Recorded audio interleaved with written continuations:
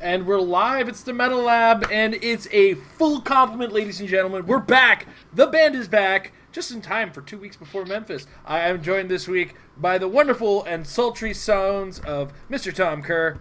Good evening, everyone. Also joined once again, and welcome back from heavy hiatus caused by work, Mr. Mike White. Hello, everyone. Missed you all. And Jay. Jay's muted. The great muted Jay. Wow, that sucks. I really thought it was going to be me. If there was a pool going, I'm pretty sure it was going to be me. I Yes, took one that's for true. the team. It's okay. Fair enough. All right, so without further ado, I want to thank the guys for welcome the guys back as a band. The band's all together. We got 2 weeks away until Memphis, and the whole group here is going to be in Memphis. Myself, Mike, and Tom going to be playing. Jay's going to be judging and volunteering, as I remember correctly. Yep. All right. So we will all be in town. Amber's going to be with me. We're really excited. Can you believe it's less than 2 weeks away now? I can both not believe it, and I can't believe that it's still 2 weeks away. You know, part of me wants it to be like tomorrow. Well, it's less. I say less than because we all leave on Thursday. So, Yeah, it's a Really, 2 weeks from now, we'll be back. yeah, absolutely. That'll be the day we're traveling back. Awesome. All right. So that said, it's been a week since the last show. It's been longer since for others, but how's our week in HeroClix been, guys? Let's start with you, Tom. Good. Trying to think if we did anything else besides practicing with you. I think feel like something. We might have done something else after practice. I don't remember. Alcohol yeah, might have been that's true. involved, or secrets might be involved. I'm not sure. That wasn't what I meant, but okay, that too. I thought I did something else, and I did. I played an online Winamap on Tuesday, which was a lot of fun. And then we had a practice session at your place on Friday, as you were aware, and that was great. Got a little bit of practice in, got a little bit of recording in, and that was fun. What about you, Mike? Nothing. Sadly, again, was really busy with the show for the past 6 months. I've done some X-Men Regenesis events in the past little while and won some of those, but no clicks this week, sadly. But I'm hopeful because things are loosening up. Well, I'm really hopeful because, like you said, 2 weeks from now, we're coming back from Worlds, and I'm having not done very well because I haven't practiced. So let's go Team Worlds. Hey, you know what? I think almost nobody is well practiced enough in Team World. So let's. That's true. What about you, Jay? Nothing. Nothing. It's been I love this. It's like days away from Worlds, and we are not playing HeroClix for some reason, guys. Well, it's busy and it's late summer. It is. We're getting into like this weekend is late. It's a long weekend, Labor Day weekend this weekend, so it's pretty hectic for us too. We got to go for the back to school shopping for the kids, and get them all ready for school next week because they start on Tuesday. And I got the practice session in with Tom, which was great, and it's just really hard to squeeze them in. This Wednesday, Amber and I are starting up some events at a new store that's local to us, which is great news. They showed an interest in HeroClix and said, let's get some casual stuff together and see who wants to come in. Cool. It's super convenient for us. We're going to see if there's enough players in Mississauga to kind of grow a community and see if there's no crossover between our store and other stores. We might start sharing days just for the sake of, convenience for the people around here. But that said, we're going to go... Our goals for this week, this week's episode, we're going to talk about the last couple previews that are trickling in. We've almost seen the entire set now at this point, which is good news because there's some kind of big sealed event for Worlds, and I feel like this kind of information ahead of time is really good to have.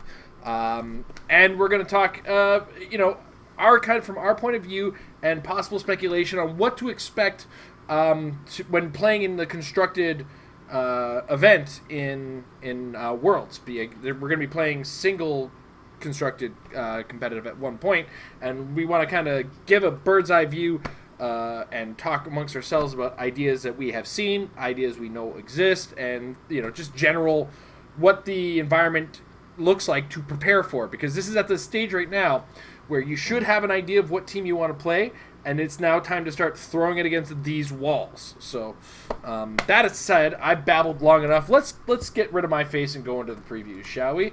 And I just got to make sure that the preview monitor is getting the monitor capture. All right, there we go. So first up, we have Onslaught. I don't know. I zoomed in on that for some reason. All right, this one comes courtesy of the French Facebook channel or Facebook group, Jouer et Joiser of HeroClix. Perfect. I'm terrible at this. I apologize. But we have Onslaught with the armor and monster keyword. Ignores hindering and characters for line of fire. Has the behind-the-scenes trait where Onslaught can't be targeted by opponents 5 or more squares away. His next trait, Psychic Juggernaut. Onslaught has protected Mind Control, Outwit, and Psychic Blast. And then the other part of that trait is once per turn, Onslaught can use Incapacitate as free, or Mind Control as free, or Telekinesis as free. He's got a special attack power, which is kind of scattered across his dial, which is on the screen right now. Kill you, Kane Marco. What a splendid idea. Onslaught can knock back characters that can use charge or combat reflexes. When Onslaught hits with a close attack, a hit character unequips all equipment, drops all held objects after resolutions. Onslaught knocks back a hit character 9 squares. And his special damage power, Reshaping Reality, is probability control and shape change. When Onslaught uses probability control to re-roll an opposing character's attack roll, and the final result is a miss, after resolutions, you may place that opposing character up to 3 squares away from their current square. Mike, it's been a while since I've seen you. You got first dibs. What do you think of Onslaught? Wow. Interesting. Wow. 9 square knockback. That's some funky stuff there. He's kind of interesting. I mean, right away we have to look at the top 2 point values and ignore them if we're talking about this figure in either sealed or a competitive 300 point build environment, right? Because they're completely out of. Oh no, I lost the picture. Out of that area, but 125. I'm really surprised. I have to say, I'm surprised about that jump in points down. I mean, I look at the dial and I'm not disagreeing. Like, okay, sure, that's a 125 point character, as it were. And I hate that I lost that. Damn it! Where is it? What helps him a lot is obviously the trait Protected Mind Control, Outwit, and Penetrating Psychic Blast. Since if you're playing him at 125, he does start with Invulnerability. So at least someone can outwit that, and they can't just shoot through it with Psychic Blast. Exploit Weakness, though, is still pretty good. 11, 4 damage, 8 defense. I mean, they're kind of meh values, really. And knowing that he's a colossal figure means he's a big, giant target. He does have the shape change and probability control, so that does help him defensively. But I don't know. Out of other things I've seen in this set, I don't know if I would really want him to be one of the 2 colossals that I was pulling out of my 2 boosters in a sealed. And I can't really see me building with him with the asterisks of when I see Monster and I think of Venom Cap. There's always the possibility, but I still just feel like there's so many other things out there in this game at 125 that do way more and are way more versatile, and even within this set. But he is a cool-looking character. I hope that I get one and my friends are convinced that we'll play some big, like, 3,000, 4,000 point game so I can play him at least at 900 points there. But interesting interpretation of Onslaught. Neat figure. Definitely not building competitive with him, and hope I don't pull him in seal. Okay. Jay, what are your thoughts on Onslaught? He seems okay. It's probably one of the better figures we've seen with the can't be targeted trait. All his protections are good. Although he's so soft already, it almost feels like, I don't know, like he doesn't even get both senses and shape change in the special power until the end of the dial anyway. Like, it just feels like he's so squishy as it is that none of it really saves him. I feel like you hit him for a little bit onto just senses, and then you just hit him again. I don't know. He's pretty expensive for what he has defensively, and there's just not much you can do about it. And the values are fine. Everything he does is fine. Obviously, all the prop is good.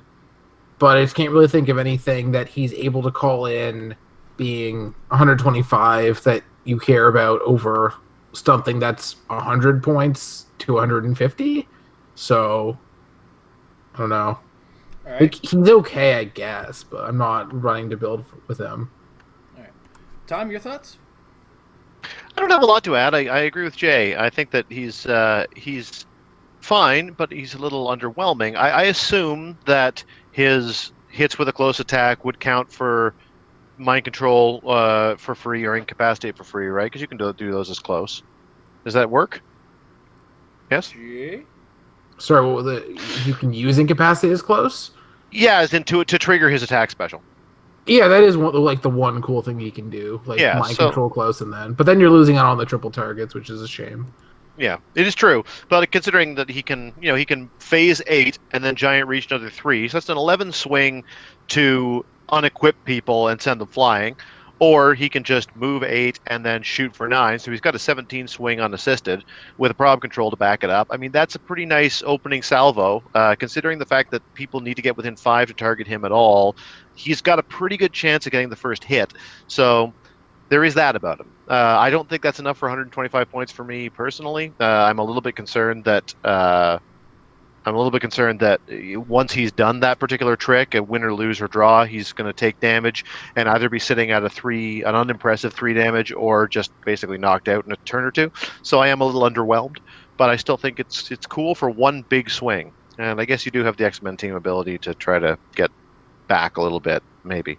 I don't know. I'm trying to justify him. It's hard to do. I totally forgot he had the X-Men team ability. I feel like I'm more excited for Onslaught and Sealed than I would be for Constructed. I don't see myself building with Onslaught in Constructed. I would build him in Sealed in the fact that he outreaches his 5-square safety range, which is great, and you can move all the way up, mind control somebody, get them out of that range, go attack one of your opponent's characters, and be in a position for the next turn to make an attack at 9 squares away without much fear of retaliation. In addition to which, it is full dial prob across. I mean, it's only 6 clicks, but it's full dial prob. That's not outwinnable. Yep. So I think that's pretty okay. Shape changes on 3 of the clicks, which is all right. Like, ultimately, I can see a place for him in Sealed, but I cannot see a place for him at 125 for Constructed. But at the same time, it's not obvious. There could very well be a team that, with all the moving parts put together, makes Onslaught great and then all of a sudden works. But it's just not that. This is not an obviously strong character. Okay. All right, next up. Oh God, I keep zooming in on this poor guy. All right, next up we have Frenzy. Acolytes, Femizons, X-Men, and Soldier keywords. She's got the Mutant Messiah trait, which a couple figures have, but we'll go over it in brief here, or in full. At the beginning of the game, for all characters with this trait, choose a friendly character with the Acolytes or Brotherhood of Mutants or X-Men keyword. That character can use Mastermind, but only to choose characters with this trait. She's got a special movement power on her first 3 clicks, or the first half of her dial. Time to cleanse the flat scans. Leap Climb. When Frenzy uses it, if she moved 5 squares or less after resolutions, she can use Close Combat Expert at no cost. She's got a special damage power on her first 3 clicks, like a hot wire buzzing in my brain. Battle Fury and Close Combat Expert. She's indomitable. She's 80 points. Jay, your thoughts on Frenzy? Almost certainly very good in Sealed. Not easy to hit with the 19. A lot of keywords. Decent combat values accounted for the Close Combat Expert. Not an easy dial to get through. But for Construct, I don't want to immediately say no, but I just feel like a swing of 5 that you can't really do much with besides like TK or stuff that works with literally anything else doesn't feel so great, and the numbers are less impressive in the world where there's just so much Perplex these days with the Cosmic. And even if you're talking about a world where X-Men is viable, which it's not, I just feel like you have stuff that's available that's way better for the points. Like, that's That's a Wolverine and a Moira or something. I just don't see it happening in that environment either. All right, Tom. Yeah, you wouldn't know where to look at her, but she's one of the most expensive non-colossal pieces in the set. Like, and at 80 points, she's a little heavier than a lot of things are, and I'm not really seeing exactly what you're getting for it. I mean, I do like the 19 defense. I like the fact that 19 defense comes back. I feel like they really went to town with creativity here because I haven't read everything, but I don't recall Frenzy having enough to go on to really know what to do with her dial. So we're just like, we'll make her angry, but also good at fighting and also defensively good. So, points for creativity. You got to find something interesting to do with a piece that's just like every other piece, unless, of course, things in comics I haven't read made her more interesting. But she's a little bland. I do like the fact that she's got an upfront natural 19. That's pretty awesome in a sealed setting, but it's the only thing interesting enough to be commenting upon. Mike? Yeah, I mean, I can't disagree with pretty much what they said. Jay definitely nailed most of it. I would definitely consider her in sealed because there's some possibility of keyword making there. Both X-Men and Acolytes are keywords that I would want to build with in this set. I think the fact that she can really get to anywhere 5 squares away and then come through with an 11 attack, 4 damage if she wanted, which is very effective in this set. It's not a lot of long dial figures in this set. A 19 base is definitely, it is a numbers game. I've seen a 19 survive a lot of things in this game. So I definitely have to be considering her if I pull her in sealed.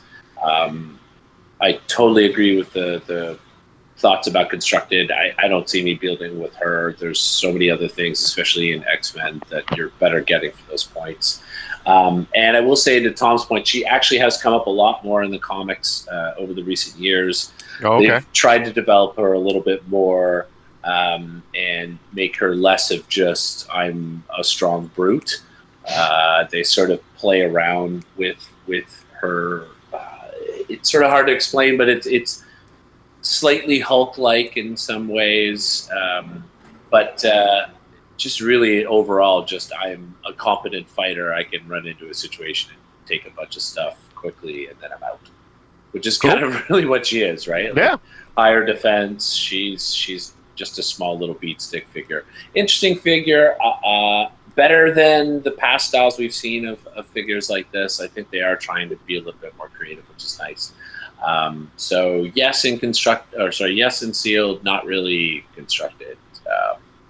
That's it. Yeah. I'm just gonna say, move Onslaught, TK Frenzy Leaps Clients. I got my prop nearby. Trying to make both work here, guys. Sorry, it's not themed. I don't know what you're talking about. Sorry. Exactly, it's the leftovers. I'm working with myself here, okay? We're already planning for Team Worlds. Yeah. Is he not X-Men Onslaught? Onslaught's Armor Monster. Yeah, that's it. Yeah. All right. Nice. Well done. Yeah, right. Fantasia. Brotherhood of Mutants keyword. My mutant brothers and sisters trait. Once per turn, when an effect other than clearing removes an action token from Fantasia, after resolutions, heal her 1 click. Next trait is Electromagnetic Harmonizing. When Fantasia hits one or more opposing characters with an attack, choose one to last until your next turn. Hit characters gain a mobile, or hit characters modify attack -1, or hit characters modify defense -1. If all hit characters have the armor or robot keyword, choose 2 instead. Special movement power, Electromagnetic Masking, Sidestep, and Stealth. When it's not your turn and Fantasia has no action tokens, all clear lines of fire drawn to her are hindered instead. And then she's 60 points, 4 range, 2 targets, flies, Brotherhood of Mutants team ability. Tom, thoughts on Fantasia? One of my favorite cards from the old X-Men trading card game that I had when I was a kid. She looked really cool. And so that's the last time I've seen Fantasia, I think, up until this moment. I mean, she's a taxi with a double rollout and stealth, and like super stealth at that. Sidestep is always nice on your taxi. I wish she had more keywords. I wish she had more range. I wish a lot of things. they've done a lot of interesting work on her, but it is sometimes a hard sell to. In this set, I think it's a hard sell to spend 60 points on someone who's doing so little damage. It's the colossals of the set have quite a bit of dial to get through, and considering you're going to be seeing a lot of that, if I'm speaking from a sealed perspective, I think most teams you're going to see are going to have a colossal or two, and a lot of them are going to have some serious dial to chew through.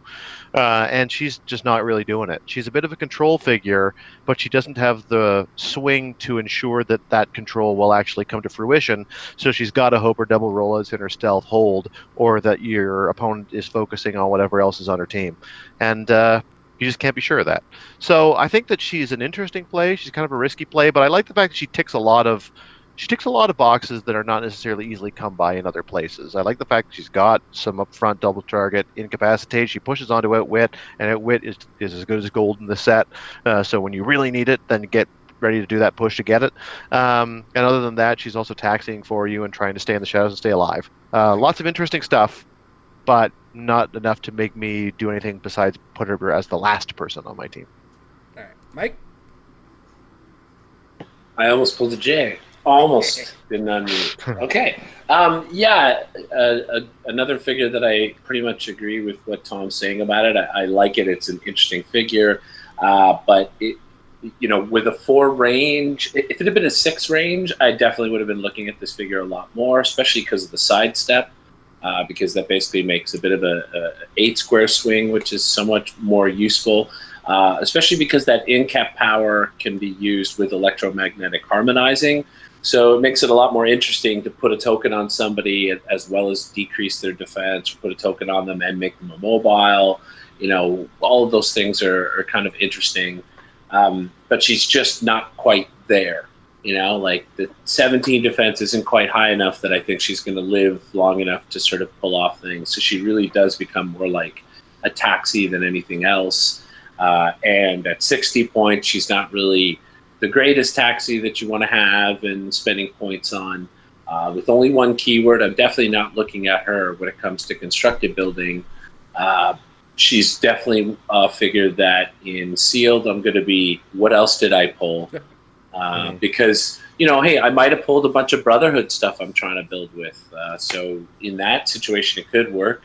I wouldn't be opposed to pairing her up to bring a blob forward at some point in time. So, I have to say that there is always that caveat of what else did I pull, but not really paying much attention to this figure. But interesting stuff. I do love that trait. And again, that trait mixed with the in-cap could be a very annoying figure. I just think she would be much more fearful, have better chance of that being pulled off if she had a better range. All right, Jay? The problem is the rarity, considering this is your rare that you're probably not terribly happy about in sealed. If this is like an uncommon, sure, but just this is not what you probably want to see, unless like maybe teams like normal sealed. Yikes! But I guess team sealed you could make it work in a theme team, but yeah, just the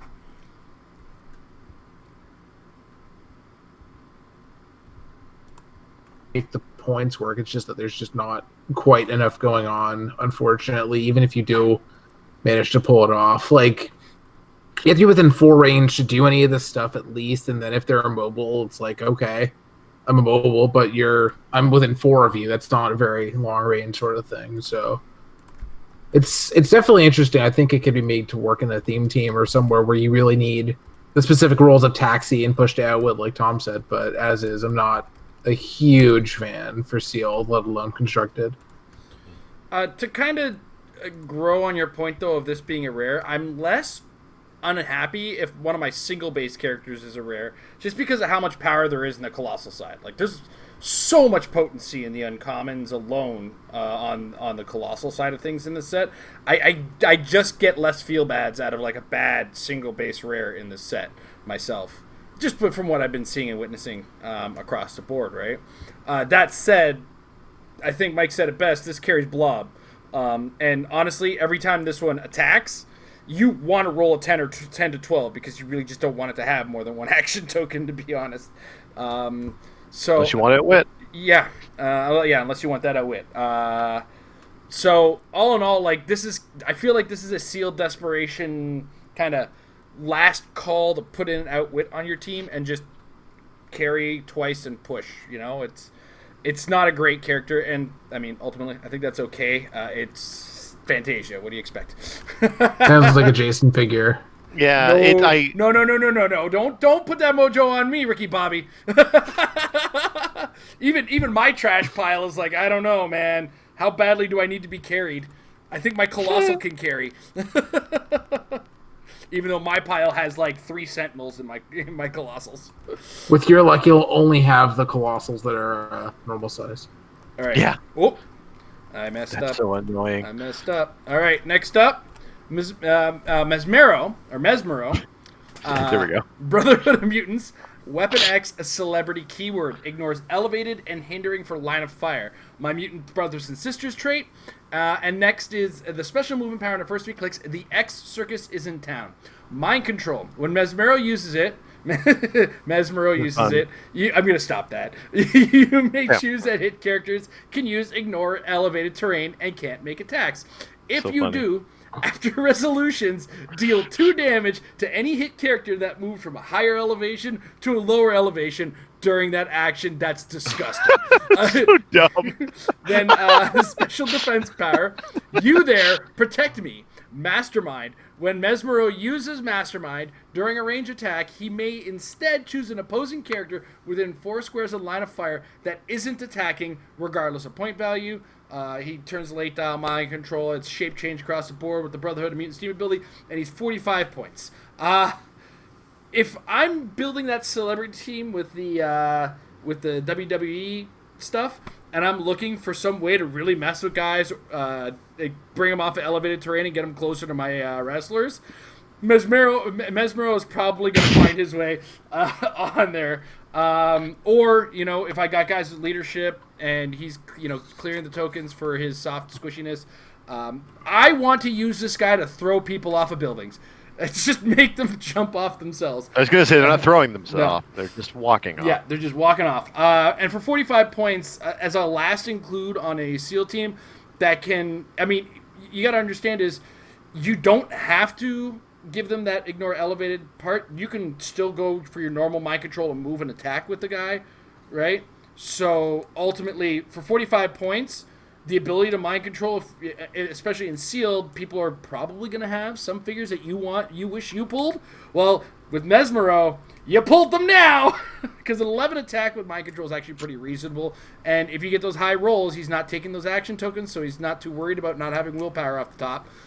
Again, that's wishful thinking. But it's come up. It's come up. I've seen it come up. It's a 1 in 6 chance.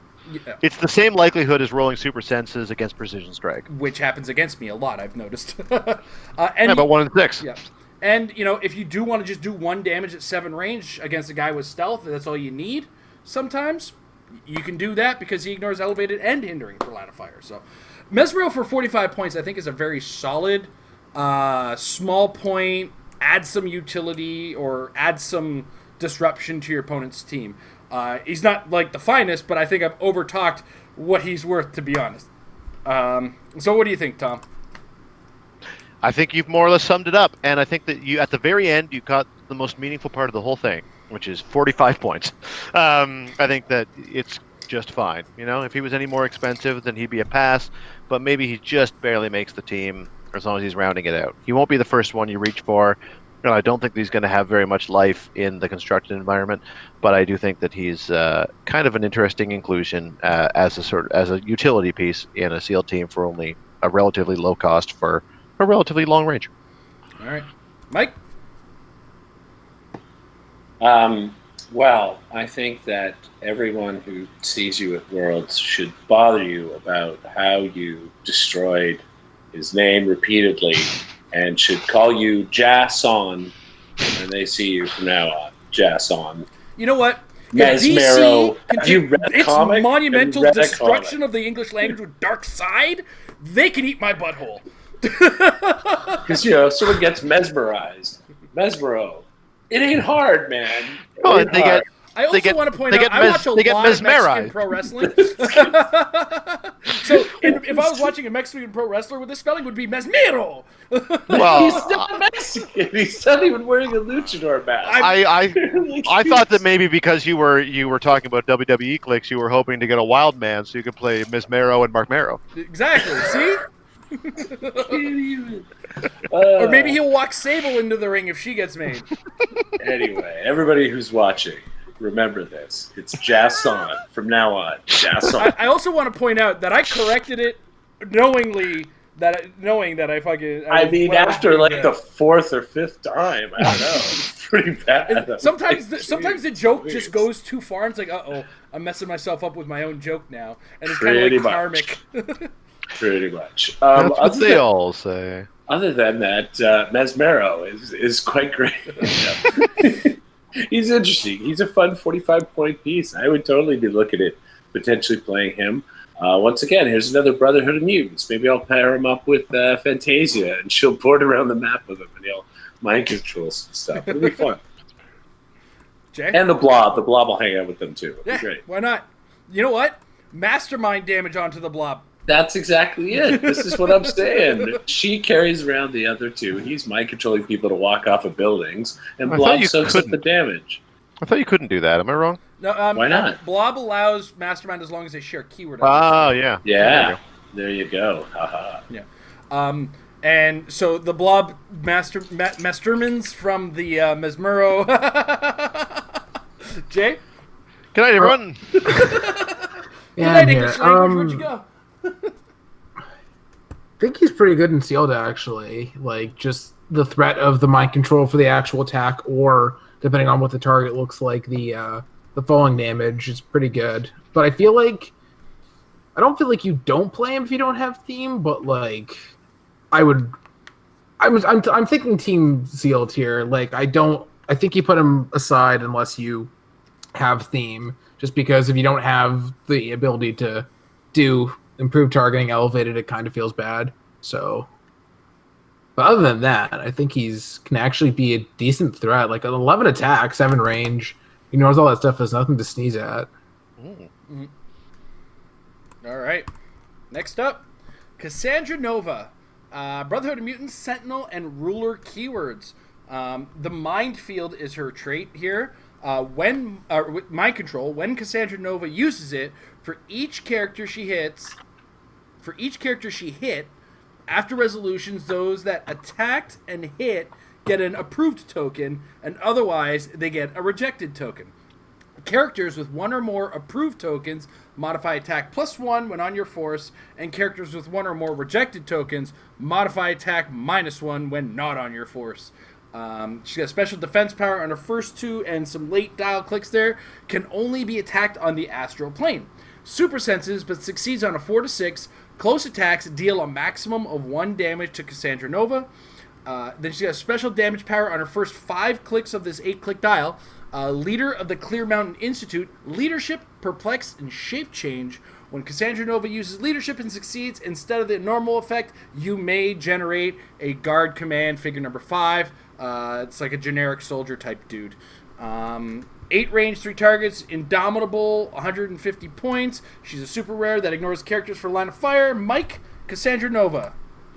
Wow. Yeah, there's a lot of potential there, especially after looking at other stuff in the set. Sentinel keyword, Brotherhood of Mutants keyword. Those guard command guys, they come out and they've got support. I can't remember if it's on I think top it's dial or late dial second, support, early dial Yeah. incapacitate. which is still useful. I mean, who doesn't mind having these guys pop out and be more fodder to be masterminding to, or to eventually get on to support to help them out.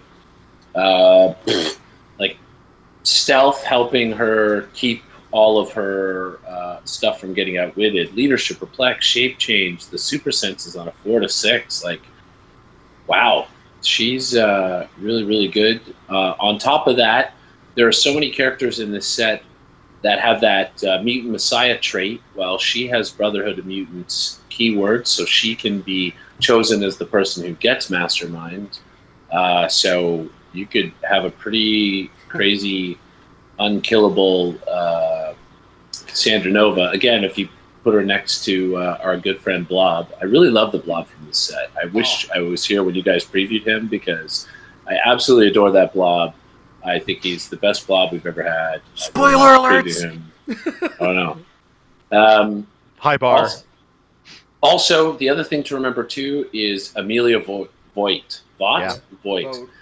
Just call her protected. It's what Yeah, it is. protected. Well, she's got Brotherhood of Mutants keyword as well, and she's already a fantastic taxi. So it could be her, Blob, Cassandra Nova, and I don't know, maybe throw Toad in there. Who knows? Somebody fun. No, wait a minute. We've got Mesmero. There we go. And that's actually under 300 points. So, wow. Lots of great stuff in this set, and loving the Brotherhood of Mutants in this set. Cassandra Nova, I think, is a great figure. Definitely I'm looking at playing her if I pull her in sealed, obviously. And I'm actually, I don't know, man. Who knows if she's potentially got some kind of market in constructed. I mean, definitely as things start to retire, there's always a possibility of something jumping up in the queue, right? She'll last a year longer than things that are out now. So, but I really like this figure. Great job making this one. All right, Jay. I was gonna make a what's it called? A joke about playing location bonuses in Seal because that'd be really good with her. But other than that, I think they've been tormented on that one enough now. Wakanda forever. But yeah, for sealed, I mean, she does damage. She has her Plex to help the other figures. Leadership, hard to hit, improved targeting, so she can get body blocked and in stealth. Like she does a lot. The only problem is her stats feel like they could be a little bit better for the points that you're spending of half your build. But she can probably do enough anyway to make up for it. And just the fact that you can be mind-controlling characters, and then if you just don't want to attack with them for some reason, or if you just want them to have the -1 attack, you just have them not attack. Yep. Because that's a thing you can do, and then they just get the -1. Or if you do want to make the attack, but then they fail the breakaway roll or something, or they just don't hit, or you choose not to hit, just giving them the -1 attack, and she can do it against 3 targets. It's all pretty good. And there's just no. I mean, if you hit her the once, it kind of feels bad, but if you ever end up on like those last 3 clicks, your opponent's gonna be really scared. So that could be really awesome. Just don't hit her for exactly 5, and everything will be relatively okay. I don't know that this is like my favorite sealed pull, but it's pretty up there. All right, Tom. I don't have a lot to add besides what Jay alluded to at the end there, which is like HeroClix's training of like just looking at dials has just trained me to look at this dial and been like, boy, when she hits her stop click, then she gets great stats. Because the way that all of her stats jump on click 6, you're trained to assume there's a stop click in there. Yeah. But there isn't. So yeah, avoid click 6, everybody. Remember that number and avoid it if you can. Otherwise, I mean, she's the sort of person. I'll be honest with you. I think that everybody has said very great points. I have nothing to add. She's the sort of character that I sort of resent in Sealed, because she's the sort of character that I'm just so sure that if she's on my team, my opponent's Mesmero is going to mind control me out of my hindering, and then I'm going to get shot and bypass all of my good clicks. Or if I'm going against her, then I'm never going to be able to get the target off, and she's just going to rip me to shreds. So like she's the type of piece that I think is going to create a lot of headaches for a lot of people. So I agree. I think she might be my favorite sealed pull for someone else on the team to play. Oddly enough, I'm glad we pulled all those guard commands, because I need somebody with Mutant Messiah to put next to her, and now I'm making my own mastermind fodder. When do we pull those? Team sealed, I'm hoping. Yeah, there you go. We've been doing so many samples, it's easy to make it feel like it's real. Yeah, exactly.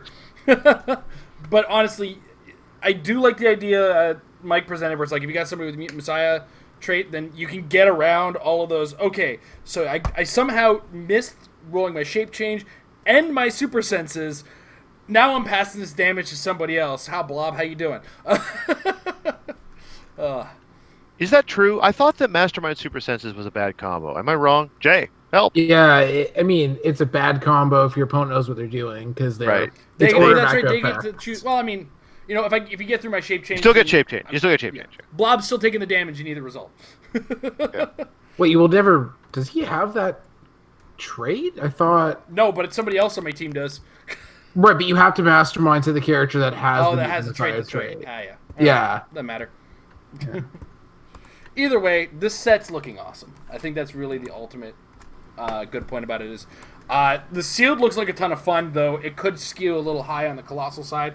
Cassandra Nova is an interesting figure there in the super rares. We haven't seen a lot. Or actually, we have seen quite a bit of the high rarity stuff, and there's a lot across all levels spectrum. Like things rate from the weird and mystique to the glass cannons and pyro to Cassandra Nova's To the unplayable in Professor X. To to the unplayable in Professor X, to the oh my god I want it in the Shadow King. It's all the spectrum's all over the place. I kind of like that, but at the same time, there's a lot of build around situations that you can come across in general. Tom's been wonderful enough to create a random number or random figure generator somewhere in the background, and has been creating weird six-pack pools of figures to work with. Though in a lot of those cases, they're run on some information that we didn't have. Limited information. Yeah, I could go into it in great detail, Yeah. but I won't. Suffice to say, it's been a pretty good sample of what we might see, limited to what we knew that we had. So I could do it again, and it would be even more, robust. Yeah. That aside, let's talk about the constructed portion of next weekend. So for those of you unfamiliar with Worlds, let's do a quick recap explaining how things kind of work in the whole system. So you're going to go down to Memphis, Graceland, the guest house specifically, which is the hotel we're all kind of hanging out at. And we're going to be having a couple tournaments. I'm loading up the site. I'm killing for time. Apologies. You're going to buy your con exclusives wherever they happen to be selling them, which they all have listed on the win.wizkids.com. Go to the organized play, or even if the World Championship tab opens up in that scrolling tab thing, click on that, and you will see, I'll show you what it looks like right here.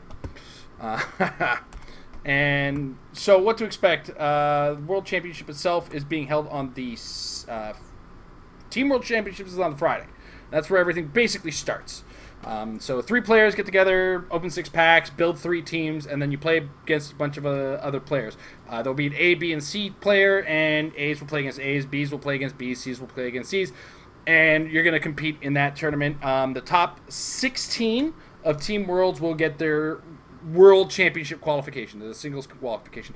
Should you not make the top 16 of that tournament, there will be another qualifier the same day, at 5 o'clock, which is that time subject to how long Team World Championship goes. $20 entry, you build a 300-point modern constructed, and take your last chance. The top half players of that tournament get into Worlds, which is going to be the Saturday, and we'll get into that right now. And bottom half do not. So Worlds itself will be on it'll be Saturday and the Sunday. The Saturday will be we'll be playing up until the top 8. Now I don't know if there are. I'm not gonna say for sure. There is top 32 prizing. So my hope is that they cut the top 32, go to the top 16, cut the top 8, and then play on Sunday. Because Sunday will be just the top 8 as far as that tournament is concerned. And then this all starts at 9 a.m. Bring your build sheets, everything like that. And this tournament here is, and the grinder for that matter, the last chance qualifier, is what we're going to be talking about today. And it's what to expect. So you bring your team, and you think to yourself, okay, I've been playing HeroClix, and Hopefully. I hope that this team is going to do well.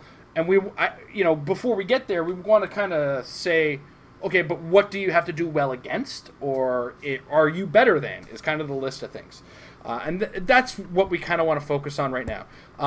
If you're here as well, you can check out that cool prizing that you can get in, like, the cumulative prizing, which is awesome, because you start at the top 32, and once you're at the top 32, the next level up gets the prizing from the top 32, and it's so good.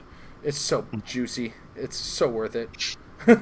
As well, side events are going to be, what is it called? Battle royales on a regular basis, and those are always a ton of fun.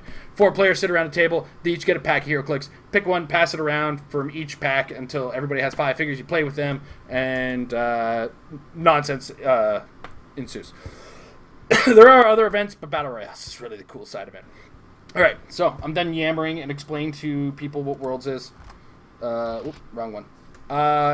So Tom, I want to start with you. Okay. What? Give us 1 or 2 teams that you expect to see. Well, boy, going first is like lobbing a softball over the plate. Like, do you think we'll see Kobik and Trader? Rather than actually starting with teams, I would just say I would expect a lot of traders. I think that Kobik Trader is a natural combination, but I mean, as we saw at Canadian Nationals, Devin very much showed that you can make a lot of good use of Trader without Kobik. There's a lot of other things that are still good too. I think that you build an awful lot of efficiency around Trader, and I think that in a game that is so special object focused at the moment, and even more so I suspect will be because the new hotness is a lot of the rings that have only just recently dropped. You take that, you combine it with all the stuff from the most recent set that's legal for here anyway, being the event Black Panther in the Illuminati. And everything else, I mean, it's going to be a pretty trader-heavy meta. If nothing else, he's a perplex, he's invulnerable, and he can now call in some pretty solid ID cards now that Regenesis has dropped. So if there's very little reason not to have him on there, he can be a taxi with the Space Gem, and the Space Gem is always a nice thing to give away to your opponent that in favor of something more offensive. So, I mean, I think you're going to see quite a bit of trader. That's what else can I say? And so that I don't steal everyone else's thunder, I'll just continue on that theme and say, because that is a Cosmic Central, obviously Kobik Trader is the natural combination. I think Collector Trader is a good starting point for a lot of things, insofar as you can steal your opponent's objects and then swap them around to make best use for your own team. And of course, you're pretty much always going to get the extra click out of them. And I won't go on in great detail because obviously everybody has a voice here, but I think that that's obviously a good place to start with. If you don't, suffice to say, if you are going into the match and your only thought about how you're going to deal with Trader is, I'll just kill him before he gets my object, you are ill-prepared. They will find ways of keeping him alive. They will find ways of keeping him out of your view. Think about how your team survives as soon as object shenanigans start to disrupt. Don't assume you can take it away. You can just take him off the board or deal him 2 damage before he has a chance to do it, or else you may be sourly surprised whether you like it or not. That's what I'll say. Okay. Who's next? Mike. Oh, yeah. I have horrible flashbacks of Double Trader there. Devin's Double Trader. Boy, that's painful. Well, I mean, I'll be honest that there's some stuff out there that I'm not even sure about, because I know from talking with you guys in our WhatsApp chat and talking to Emily a lot on Facebook, we chat a lot about stuff coming up.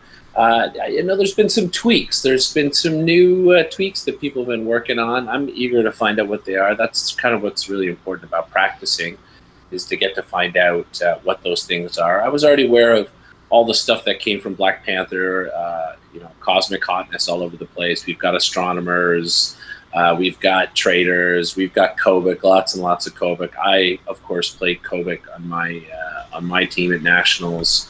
That did pretty good, and yeah, it's you can't deny that thing. It's there. She has a lot of different things that she can do. Her traits can be played different ways. I think that's kind of what I really liked about Kobik, is that there's not one sort of stratagem to playing her. There's actually a lot of versatility to her, and then you can mix it up even more when you're picking which cube to go with to put on her. So that's kind of something you have to think about when you're facing off against her.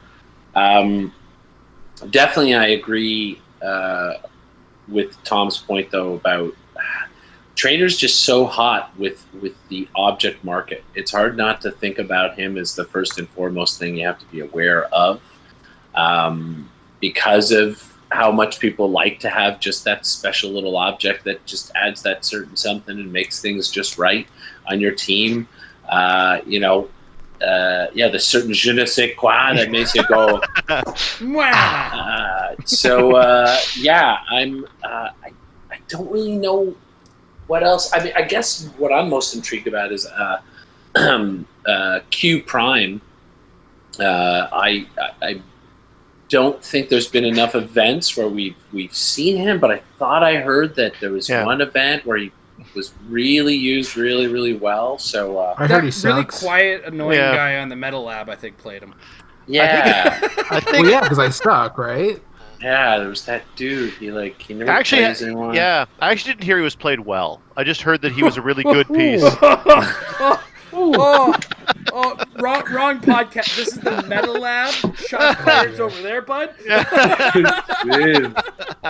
Wow. I was trying to be a little more subtle Jesus, with that. is it me or is it getting dark in here? There's a lot of shade. So really, I guess maybe I didn't want to talk about that figure because I was trying to leave it for someone else to talk about. But anyway, maybe you should. Well, I am. I'm just saying. I didn't know what else to talk about at that moment. I'm intrigued to see what's coming on. Tom mentioned Trader. I guess I'm just mentioning Kobik again, which everybody already knew about. And we'll just let Jay talk. This is what happens when I go away for like 6 months. I actually have a lot ready here. I don't know if you want to go first, Jason, or if you want to go after. I mean, we can go in loops because I did start with one or two. I have more I could say, so yeah. I think Okay. I've got nothing. I'm wholly unprepared. I guess if I'm limiting myself to one or two, or riff on a theme. Yeah. You can have my turn, Jay. Yeah. I guess in general, you're going to see a lot of really low point pieces that can like support really good or just attack really good. Like if we're talking Gardner, he's only 45 plus 5, and he does so much, as well as the fact that we have Regenesis legal now for all those ridiculous 40-point call-ins. So Trader's actually going to be doing call-ins now. Gardner's going to do that. And even Q can do enough call-ins. Or I guess at least enough call-in singular, because Fast Forces Rusty is really good. I can't remember if I talked about Q here, because... Was that the week that we had the the technical difficulties, and I did talk about it? We had to record the episode, yeah. Yeah, and we only started an hour late, yeah. So basically, Q is really good, because he just isn't. Anybody who says otherwise has agreed that they were wrong in the first place. But basically, even if you just don't consider anything else he does, just rerolling super senses is very important in this environment, because basically every team is going to have it. Like Kobik has it, Unimind might have it, Unseen has it. So if you're playing Q, no matter what die result you have, you're going to basically either guarantee yourself a super senses rollout, or you're going to guarantee that your opponent loses or does not roll out of their super senses. Or if you have a pocket 6, you can both guarantee your super senses even against precision strike. Or you have I can't remember what the odds are of rolling a crit. Maybe Tom knows off the top of your head. Getting a crit with a pocket 6, it's 30% or something. Give me a second. Oh well, there's a 33% chance of rolling a pocket 6. I'm saying getting a crit when you already have a pocket 6. Oh, I see. Times bracket. So basically, it's a 30% chance. Yeah. So there's a 30% chance on any given attack that you'll be able to turn into a critical if you've got a 6 in your pocket. And Q has prob. Not bad odds. Yeah, and also I guess now is as good a time as any to mention the fact that how the rerolling or the replacement die works. Oh yeah, because that's a major thing. After all rerolls now. Yeah, after all rerolls. So if you're playing Q, you decide if you're going to prob or not, because your active player rerolls are first. You give your opponent the chance, and then if they say no, then you go to do the reroll, and then It's not as much. It's not like a gotcha. Like, oh, you let me put my Q die in. That's the end of all rerolls. It's more that it comes after all rerolls. Sorry, that just 7's a hit, and that's a 6 and a 1, and I got a pocket 1. You sure you don't want to prob that? sorry. So just to clarify, Jay, so that various people watching this show, myself, are completely clear. You mean you basically go through the usual cycle of do you want to prob, I want to prob, etc. You figure out that you finished. That's the point at which you replace.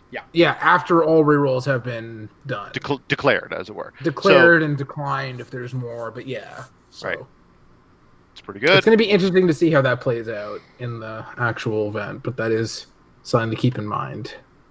And Trelane's not gone either. Nope. And for all we know, anything, somebody's he's playing better Q now. at like, huh? If anything, he's better now with this, right? I mean, pretty much. Not being able to have your die be wasted is pretty cool. It's He weird is though, because like your opponent might want to prob you if you have an unsuccessful die roll that becomes successful with the pocket d6. So I guess you can make your opponent like if you have a pocket 6. Yeah. And you need like a 9, it can matter, but I don't know how often it's actually going to matter. Well, your point previously about if you've got a pocket 6 and your opponent rolls an attack that misses with, say, a 6 and a 1, they may be inclined to prob it because, again, they're looking. You've got a 30% chance on each roll of getting at least 1 6, which is what we just figured out. So, in some ways, they would rather that you don't critically hit. So maybe if they're missing with a 6 and a 1, they're going to prob you anyway because they would rather you hit with a 5 and a 4 because at least there's no way to turn that into a crit. You know, maybe. Yeah. Or if they have one, if you have a 1 and they roll a 6 and a 1, then they're like, uh-oh, I got a prob out of that 1/1. Or just doubles. I mean, we're talking about crits, but anything that the pocket die could turn into doubles, if that knockback would be relevant, since oftentimes it is, then it's another thing that you've got to be aware of, and it's going to create some unusual prob-related shenanigans, potentially. So I think that there's a lot there. And the other thing you got to remember about Trelane is it's anywhere on the board. So if your team is a stay-at-home team that's kind of trying to use other things to do midfield attacks and sort of stay back, Trelane may actually be more useful to you in the long run than Q is. It's up to you, but to your point, we may still see Trelane for that reason. Yeah. And I guess I also don't think with X-Men not being legal, using up your prime slot doesn't matter, because if you're playing Cosmic Theme anyway, you're not playing Vulture, and then you're basically only losing out on Brood X, which is like, not everybody's using Brood X to begin with, so. Yeah, Brood X is good, but like it's not, I'm not going to cry about losing my prime slot if Q would be more useful to my team. Yeah. All right. To kind of sneak into some of the weird edge case on things. And I know there was a point about 3 days ago I had almost been given up and started, saying I'm going to get on this cosmic train.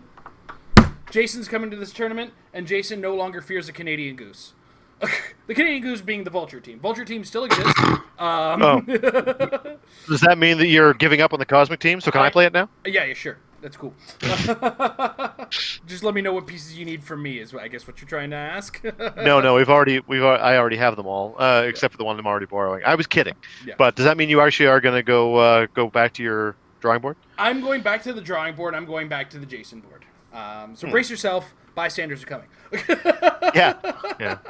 Bystanders are coming. And this weirdo has been looking at a number of things, including and not exclusive to the Iron Man from Earth X, still a factor in the game.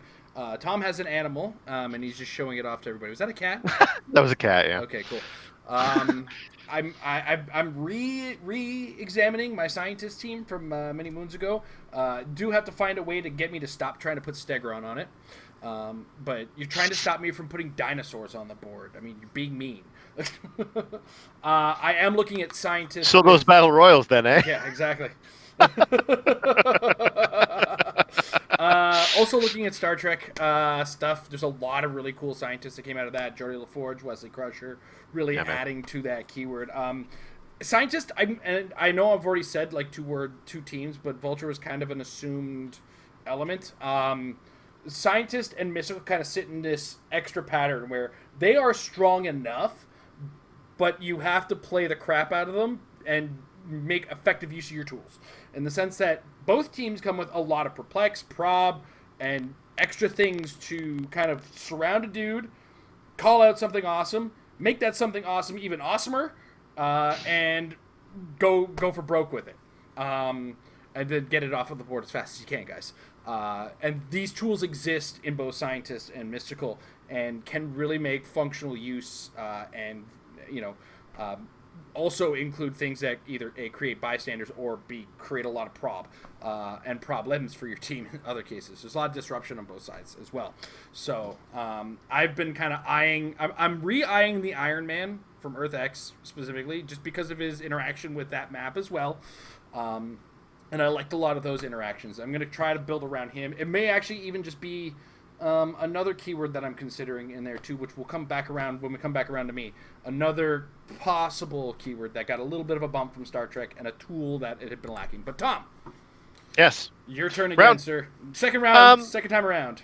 Yeah, there's kind of two things I want to say. So I'll say one of them, and then if there's room at the end, I'll toss in, because the one's more like an addendum. The other thing I think that we might seriously consider is an increase in Sheriff Strange. And the reason I bring him up is that with the Regenesis stuff having come out, it has flooded the market with new ID cards. The Kobik team is very ID heavy already, and Sheriff Strange on his own is only 50 points to backstop a Mystical team that can go in a lot of different directions, or possibly some other versions. I don't really know. Mystical is always the one, partly because Tri-Sentinels are such a thing. And I mean, for what it's worth, there could be a Tri-Sentinel team that has a Doctor Strange or a Sheriff Strange. I mean, I took on one on last Tuesday, and it paddled my behind. So I wouldn't be too shocked. Part of it is a bit of bias, because having played on Roll20 the last few weeks, it seems like every game I play a Doctor Strange, but it might just be that the particular group of people that play it a lot. But those are some really good players that are all going to Worlds too. I think Sheriff Strange is just he's well timed at the moment, because he is in and of himself only one small part of a larger team that is doing other things. But that thing that he is doing, in addition to being a decent little call-in battery himself, is limiting your ability to call in characters based upon the tokens that you've got, and so he can disrupt some tempo. And I just think that call-ins are a big thing in the game at this particular moment, and they're only going to become bigger with all the new ones coming in Regenesis. So those trying to get out in front of that might look at him as a possible way of doing that. So it's a bit of a corner case, admittedly, because there isn't a lot of recent event experience to suggest it, but I wouldn't be at all surprised, because you've already got in both Strange and Tri-Sentinel, and to a lesser extent, people like Alex and Billy or Black Adam, you've got some pretty viable Mystical options, and I think that some people might lean in that direction. So we'll see. All right. Wait, I thought you were going towards saying you were playing police theme with Prime, Venom, and Grey Ghost. Oh, that'd be great. Yeah, no, like the really well timed is what that now is the time for that team. Let me tell you. Mike, do you have any further I speculation? got nothing. Like I told you, I've been out of the loop. I'm still scarred over double traders. I just don't want that to happen again. Yeah, hold on. Just- I want to point out that he scarred over double traders from the finals in Canadian Nationals. No, in fact, it And wasn't even the Swiss. finals. It was in Swiss. He did it to me first in Swiss. He was my only loss in Swiss, and he just double tokened the hell out of me. And then I faced him again in the finals and knew as soon as he won map, all right, good job, Devin. Congratulations. Couldn't happen to a nicer guy, though. He's a great guy. All right, Jay. Oh man, I'm looking at Cosmic, and it's not even Cosmic anymore. It's just like 20 different kinds of Cosmic, and it's the meta. yeah. I mean, you have Kobik, obviously. You have Ultra Chase Thanos. You have Unimind. You have just like the various elders. I mean, you have Collector, Gardener, Trader, Astronomer. Like, you're not actually going to play against any Elders theme team just because it doesn't make sense. Like, Devin's team was almost an Elders theme team until he added Concert Retaliators, but just, oh my god, there are so many characters to be worried about, and I don't understand how you can build a team that feels like it can deal with everything well enough. I don't think you can. No, that's Yeah. it's And not I'm literally something you can do in the game. That's one of those things. And I'm going to get to that in my addendum. But anyway, Yeah. It's all about unseen in the Beetle Pod. Yeah. it's a good call. Oh, so much fun. And I keep on, and if I'm looking at just all the cosmic keyword, I just really don't want to let the Ultra Chase Captain Marvel go, just because I like him a lot. Not gonna lie. Mhm. And and I guess stuff that just doesn't die in general. Like I've been looking at, I mean, I'm not building for myself, but I'm just looking at stuff with stop clicks or anything that is uncounterable or unoutwittable just because of stop or because of other effects that are not power cosmic. Well, I still think Lockjaw has a potential in that respect. I mean, the existence of Kobik alone is not enough, I think, to dissuade you from wanting to play it altogether. Because it's true, again, the Kobik trader match, you've got to be more careful. You can't roll that die every turn, and you maybe want to use him for different reasons. But all the same, he's got a pretty good dial. You push him once onto Prob, running shot Pulse Wave, he's still great at calling people in. And if you don't pick powers from there, then Kobik's not taking care of you. And if you face one Kobik in, or let's say you face 2 or 3 Kobiks in 9 matches, that's still 2/3 of your matches you can use them to his full effect. So. I don't disagree with you in the slightest. Mhm. But other people have just repeatedly criticized me for saying that. I'm just I don't know. Yeah, well, some people have a very static Narrow way of view? assuming it. Yeah. Yeah, they kind of approach the game under the assumption that everyone is playing the thing, and you know, I mean, I'm not trying to throw any shade because I think a lot of the people that have thrown that shade upon you are themselves players that are every bit as good or better than I am. So who am I to tell them that they're wrong? But I just don't. I think that the mosaic of the meta is more complicated than that, and you can have strong opinions, but I think that if you try to make solid determinations, you'll soon find that you've been hasty in doing so. Yeah. I mean, I do think that Lockjaw is basically unkillable in this environment unless you roll the d6 for no reason. Like, you're going to play against teams that don't really have attackers. Like, I guess Kobik could waste time attacking him that many times, or do Collins that could get it done eventually, but Lockjaw is basically as close to unkillable as it gets in this environment. Like, even with Walking Woods and all that stuff, like, nobody's making... If they're making enough attacks to kill Lockjaw, they're not touching the rest of your team. So I think Lockjaw is actually perfectly good play. Not that I've actually tried to build with him myself, but there's maybe one exception, but I think Jason may get there. What's that?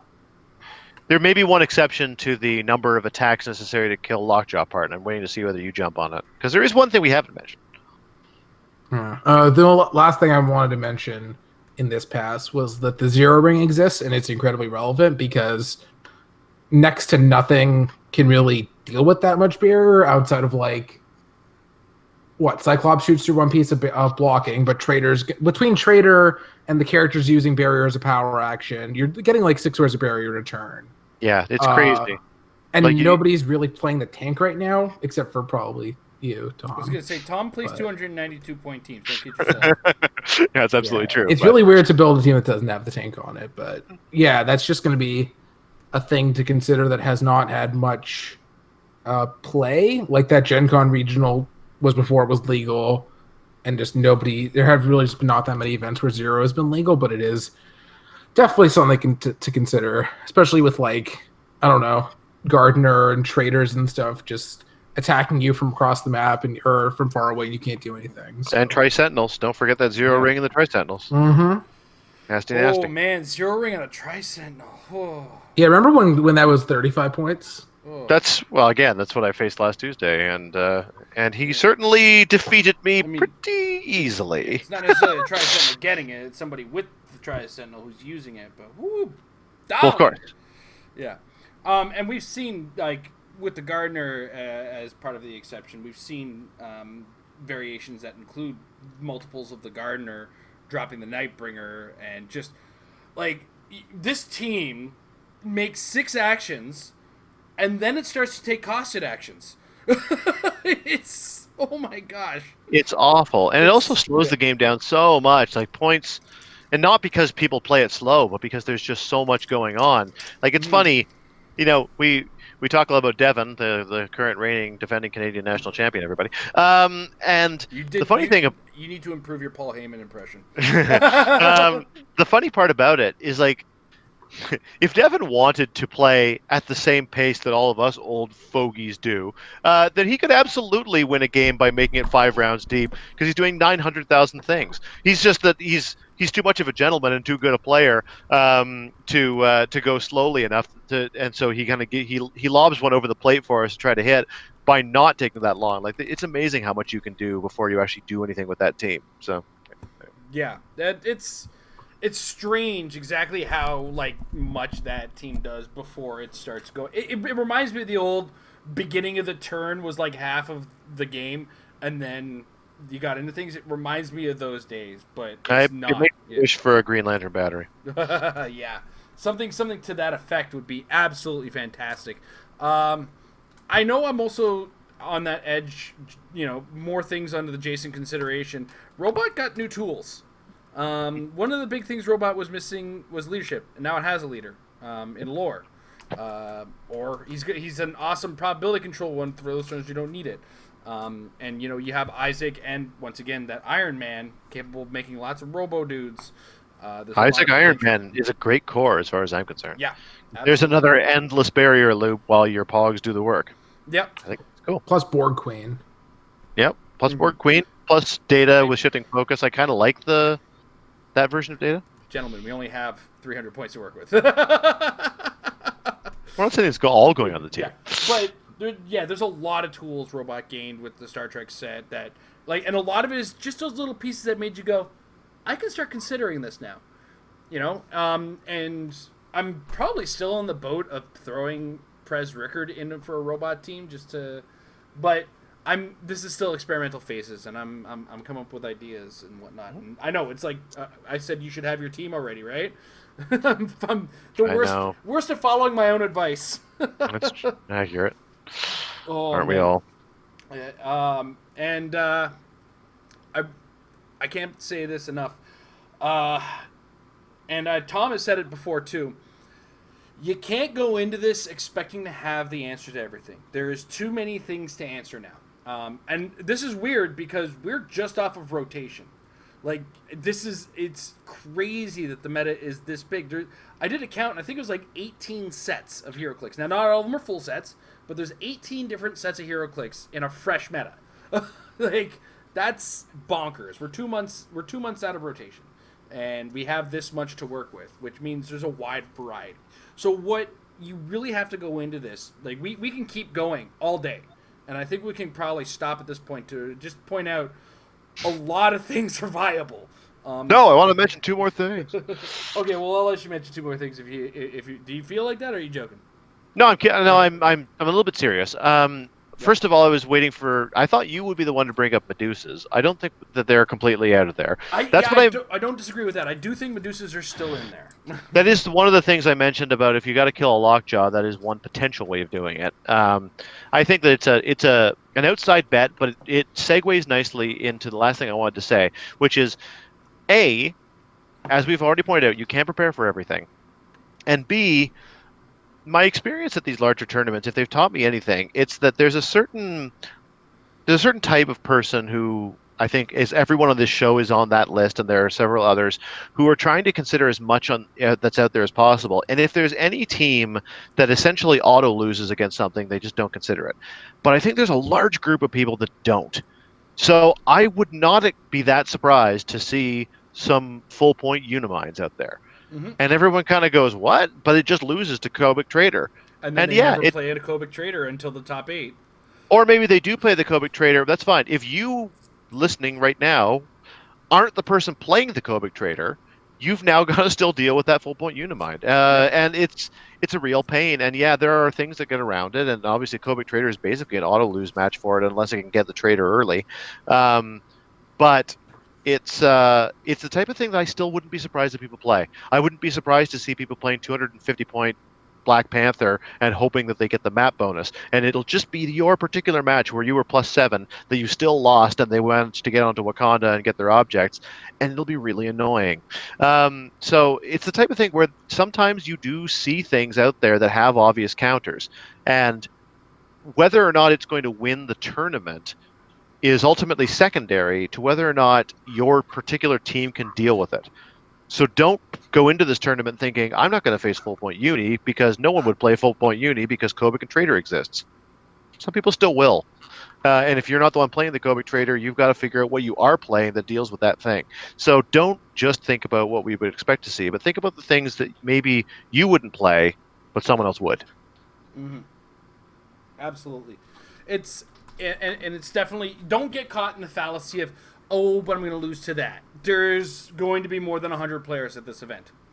And some of them don't care that they're going to lose to certain things because they know a certain team like the back of their hand. What's that new thing there? But that aside, play what you're comfortable with and understand that there's going to be games that are going to be an uphill climb for you, and try your best to play those games under the worst circumstances, I think is what Tom's pointing out. Like, part of the practice right now, practice should be torturing yourself. I lost map. That team is what I don't know what this is, and it's still a thing to consider. Like, if you're completely out of Black Panther and Unimind as teams, you got the blinders on. Those teams are still capable. Like, there's a lot of Cosmic teams that aren't bringing Kobik anymore. So how does a Unimind play against double Gardener Trader teams or with the Nick Fury, right? Like, they don't have the Kobik lockdown. So, and people seem to be edging away from Kobik to a certain degree as well. At the same time, if you see people edging away, maybe you go back into it. It's ebbs and flows right now. So brace yourself, kids. It's going to be a big meta. There's a lot of things that are viable. And, just like Tom said, I've gotten to this point where it's like, okay, I understand the Vulture exists, but I know how damned well I can play a bystander team. And it's time for me to just kind of suck it up and bring it back. So, hey, it's a very good statistical odds you won't face a Vulture team. Absolutely. So, anything you want to add in closing there, Mike? No. No, I think that's a really important point what you're saying there, Tom, that you never know what it is that you're going to face, and Jay as well, that don't put the blinders on, because there is still a variety. People are still going to build their own thing, and I think it's really important. We've said it before in past episodes. It's really important how you feel about piloting your team. Some people like to just go looking for what's the hot meta team and what's winning games, and they just say, okay, I'm going to try playing that team, and they sort of force themselves to pilot it, and it doesn't always work that well for them because it's not their vibe, their deal. I know I've tried in the past to play certain teams that seemed like, oh, this team's totally going to win, and it just wasn't my thing. I just couldn't pilot it right. It just wasn't synergistic. And it's always better to have something in front of you that you feel comfortable with, because you're going to face off against a lot of different teams. You're going to see a lot of different people in the day, and it's not about being able to beat just one thing. It's being able to go the long haul and being comfortable with that. Jay?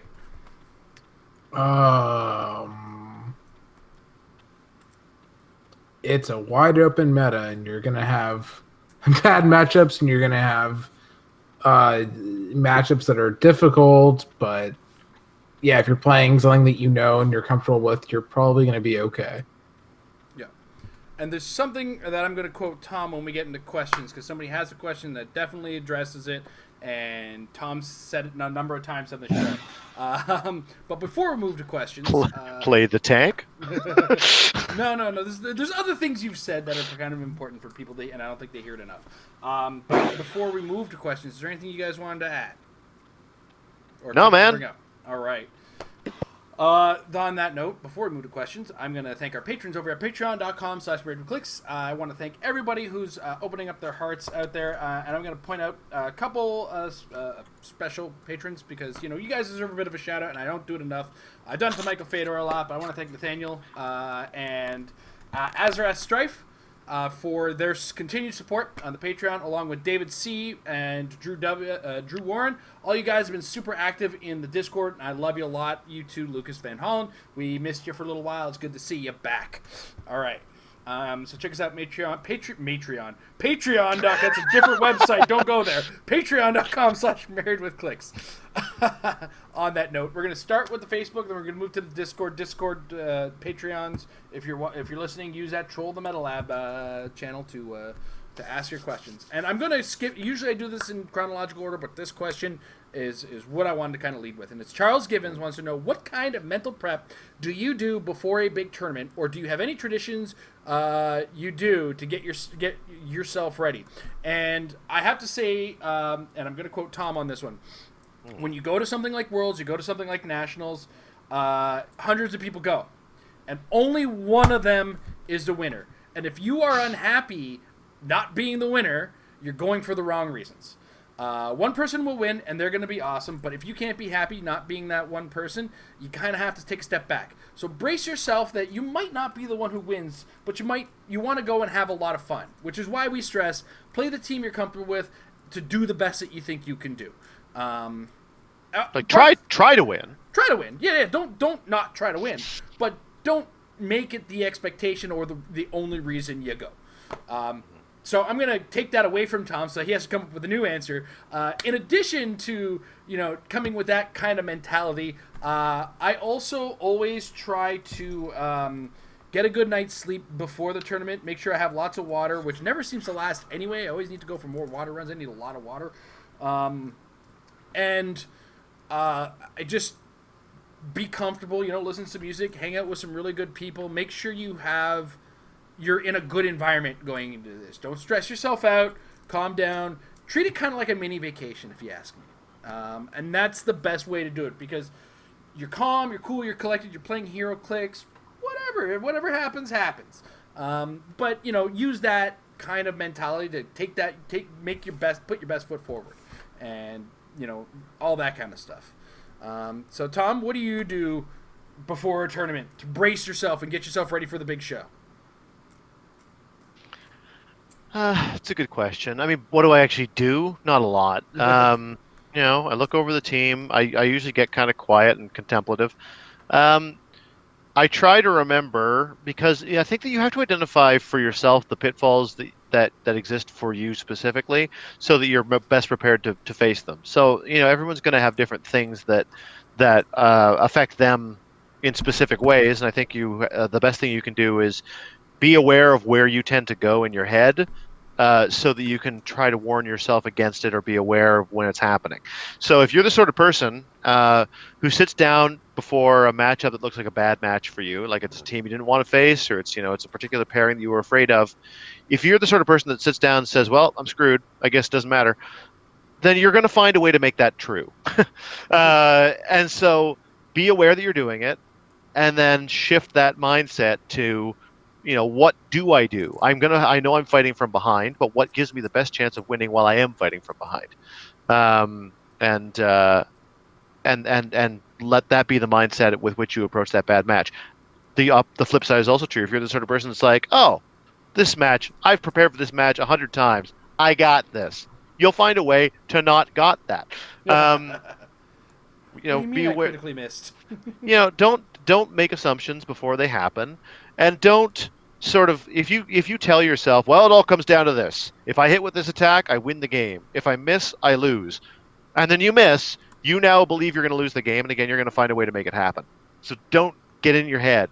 Do what you need to do to stop those emotional impulses from throwing you off track, and instead try to play every turn, every round, every action of the game as conscientiously as possible, and not wallow in outcomes or celebrate your chickens before they've hatched.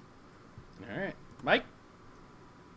I disagree with all of that. You should be upset with that. No, it's good. I was going to say, of all people who would. Then. But what Exactly. do you do to brace yourself for a tournament? Also, have another exercise related to this after you're done. Done.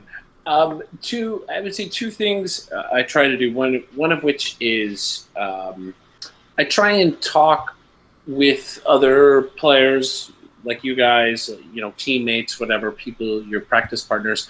Just have a little talk again about, this is based upon you've picked your team, you've got your team ready in your head, this is what I'm going to play. just have a quick talk through the other teams that are going on and just have a quick verbalization of what you do when you face them. Mm-hmm. So if it's a Unimind team, okay, fine, you're facing off against the Unimind team. Brainstorm just loosely what kind of things, what kind of strategies, maybe don't even worry about the map at that moment. Maybe talk about the map at that moment. But I know that's definitely a huge helper to just sort of be getting the problem solving percolating in your brain, right? Going down the list of all the different things. And you may come across that one team that you're like, man, I'm really not sure what I'm going to do against that team.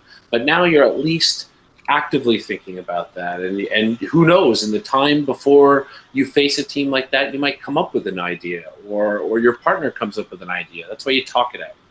So I think it's always good to just have a little verbalization. It doesn't have to be a practice game. It's just getting that stuff fresh in your mind. Maybe in the car ride to the tournament, if it's a longer ride, is a great time to do that.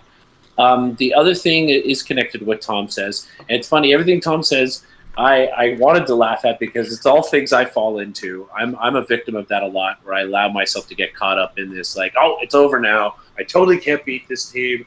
I just missed those 3 rolls. Everything's over. Let me just start packing up my stuff now. I've totally been in that place. And I've also seen how many of those times all of a sudden my opponent had just as bad dice.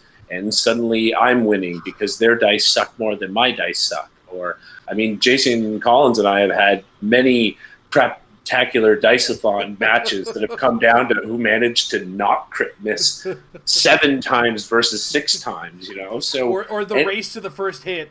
Yeah, really. Like anything can happen in this game. So you definitely, like Tom's saying, don't get in your own head.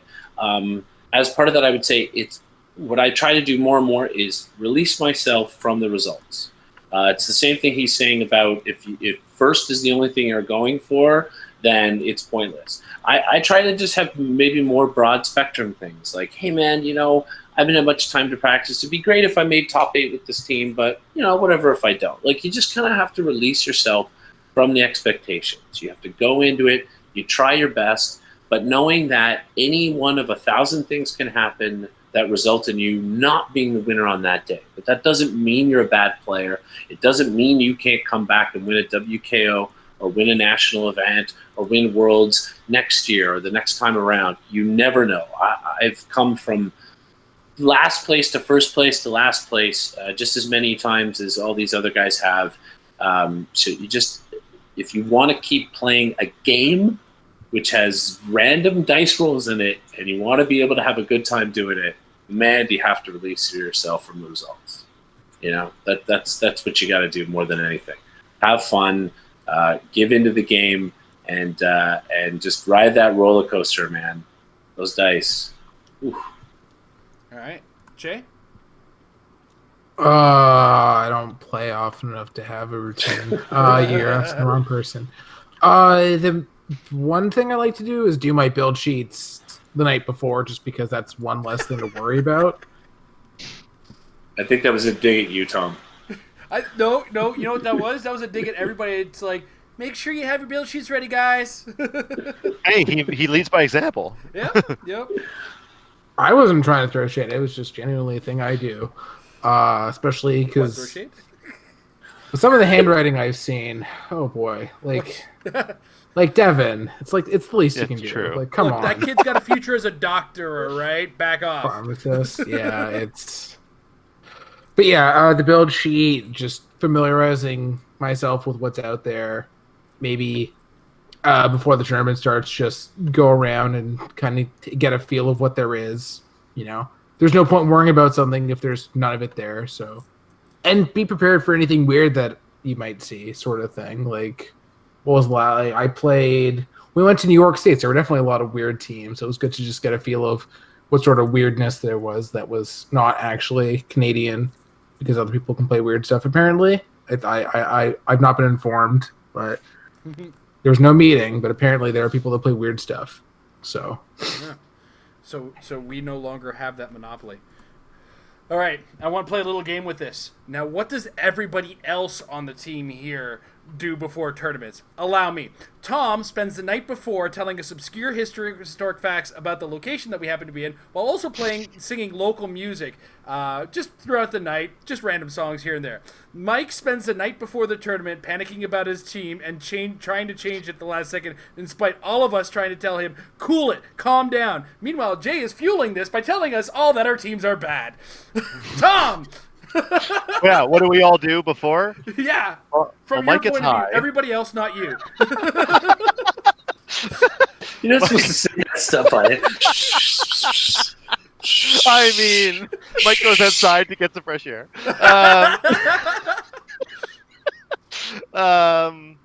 Let's see. Jason, I don't know. Jason gets very serious and immediately starts convincing himself that he's lost. Yes, he drinks a lot of Red Bull, but he doesn't act like it. No, this is beer. Okay. Oh, but that's the night before. I was thinking immediately before. No, the night before, we all have a good time. Immediately before, I think Mike is very casual and talks to people. So literally, exactly what he said is accurate. He's happy to chat about this, that, and the other. Jason gets up in his head, even though we're all not supposed to, and starts beating himself up in advance so that he's already somewhat battered, so that he can beat himself up more later. And Jay.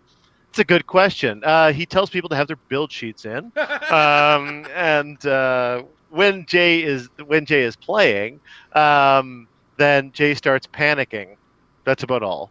He does, whether it's panicking for other people, panicking for himself. He just starts panicking. All right, Not really vibrantly. Mike. Oh, jeez. Tom is finishing up the touches on his weird, obscure theme team based around Flatman, and then talks about. Yeah, and then talks about how, well, I just threw this together. It's not going to do very well, as he goes on to not lose a game in Swiss and win the tournament. And go, that's so weird how that happened with that team that I didn't put any effort into. Jason, Tom lies. Jason Collins, yeah, pretty much he talks about this crazy team that he's been cultivating in a dark room for months and months and months, that has this really elaborate system to it and has very particular order of things, only to make a mistake on action 2 of turn 1 to completely throw off everything that he just spent 7 months planning for. Yeah. And then in the second round game, when he actually pulls off the thing in the correct order, his dice go south for the rest of the tournament, now that he's remembered how he's supposed to play his team. And Jay Solomon doesn't play in tournaments. Your turn, Jay. Let's see. Well, the first thing that happened, well, I guess if we're going to go night before, yeah, somebody's usually freaking about that their team isn't good enough. It's somebody. If it's not you or Mike, it's Devin, or I don't know. Somebody's doing it. And Emily's never going to do that. She's just going to be happy with what she's playing no matter Emily what. picks her team at rotation and it goes. She freaks out at rotation. And the day of, you, Jason, are piling all your pogs and all your ridiculous colossals because you have to make sure that you can carry them around. Because last time we played, you were playing like 2 Ameritroids and like 15 pogs, so you have to just figure out a way to carry them all around. And then Tom shows up even though he wasn't supposed to be there for the tournament. That's right. The night before, Tom actually shows up. Like, Tom, you said you weren't coming. That's accurate. And Mike is preemptively deciding that he's going to miss, even though he's built with like 4 probs. I wanted to add a little levity to that activity because it's always fun to make fun of us. Yeah, I'm down with it. I love seeing people's observations of me because I don't get enough of it. All right. Next up, Chip Barnett. What do you all feel about the new Rock States Provincials being half sealed, half constructed? November is typically fall WKO season. Do y'all believe there will be a problem issue having States Provincials and fall WKOs in the same months? Thanks. My opinion on this is that the Rock and the Whiz Kids have been working in conjunction with each other, and a lot of the people running states / provincials are also the people running WKOs. So I feel like in a lot of these cases, these people have control over these situations and know how to space their events. That said, Jay, double check with me because you're the head of this stuff, or you're the head rock judge. States and provincials, when are they this year? Or the second states and provincials? It's November. It is November? Okay. So stores are going to have to work around that when they're planning their WKOs and whatnot. And I hope that all works out. I'm cool with them being sealed. I love sealed events. So half sealed, half constructed. Some of them are sealed, some of them are going to be constructed. I'm cool with either or. Hopefully, if I can get this new venue up, I might even be able to get a rock event through there. We'll see what happens. So that all said and done, I'm not going to complain before problems happen. And I feel like the Whiz Kids Rock connection these days is strong enough that they can work with each other to schedule things properly. I'm confident. Tom? I love sealed, and so as long as I don't think sealed would be the greatest forum for like a world championship, but I think anything below that I'm okay with it. Especially, I hope this isn't the case with other people, but I feel like locally, the casual scene is very dry at the moment, but it's somewhat counterbalanced by the fact that there is a very large amount of competitive. We compared to like 2 or 3 years ago. I feel like there's more competitive events than ever, and the casual scene is drier than ever. And as a result, I kind of like the competitive scene to have some more variety, because it's making up for the lack of variety, because I don't get to play casual that often, and I don't find there's that many casual tournaments happening or that much attendance at them. So I'm all for more variety in the competitive scene when that is really the thing that's driving the local HeroClix community. And I could be wrong, so tell me if I am.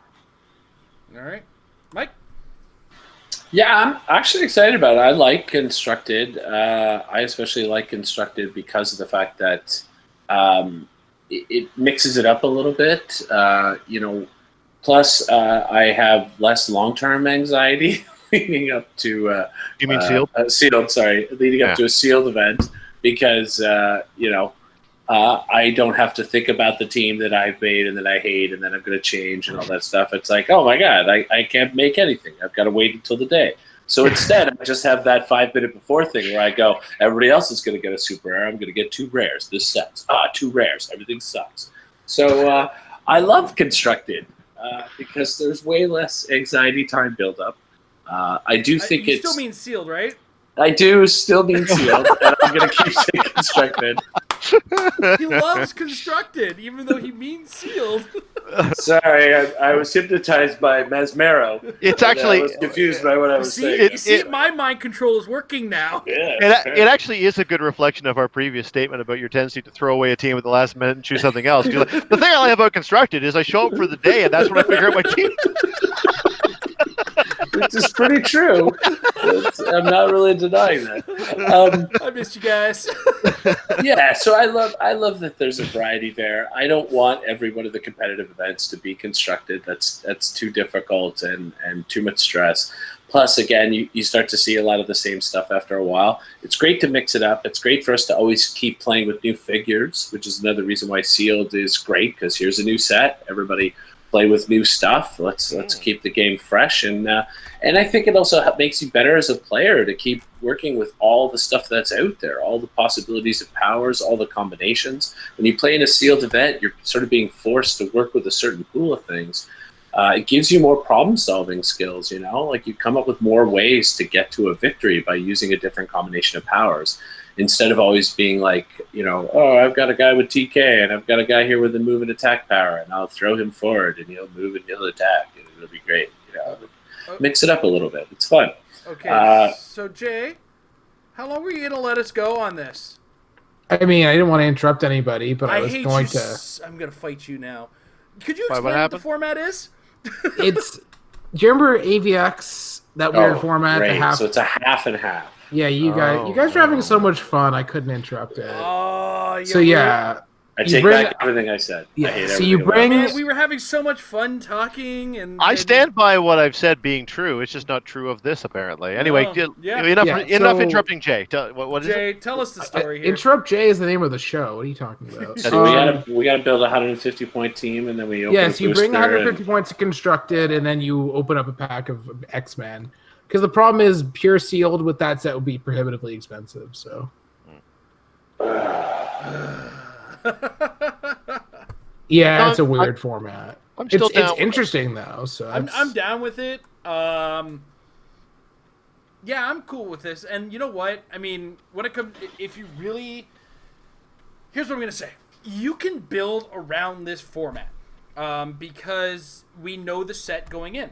So as a result, you can plan a little bit, knowing that an X-Men set's going to have X-Men Brother. This X-Men set in particular is going to have X-Men and Brotherhood, and it's going to have like one colossal figure. Hopefully, there isn't some kind of outcome where you get less than 150 points on your other half. Otherwise, just make your other half good, or don't plan on that and just bring a really good 150 point half.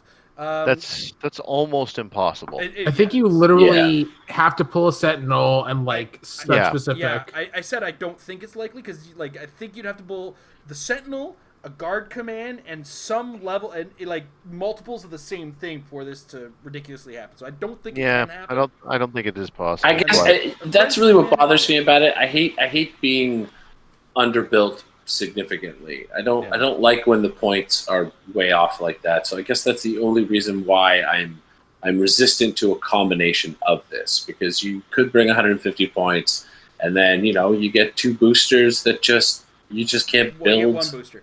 Sorry, one booster that you just can't you can't get those right points from. Like, why half and half? Pick one. So and Jay, just to help me out here, if I bring 150 points, do I have to use all 150 points of my constructed? I mean, I only found out about this format yesterday, or same as everybody else, but I believe it's you bring your 150 points, you set it in stone, and then you build off of that. Yeah. Okay. Again, I had no The way lead it's up described either. here is players will then open their boosters and can add up to 150 more to the Right. constructed team. Okay, Based on yeah. my memory of what the format Okay. announcement was. So now that we know this, I'm okay with this, to be honest.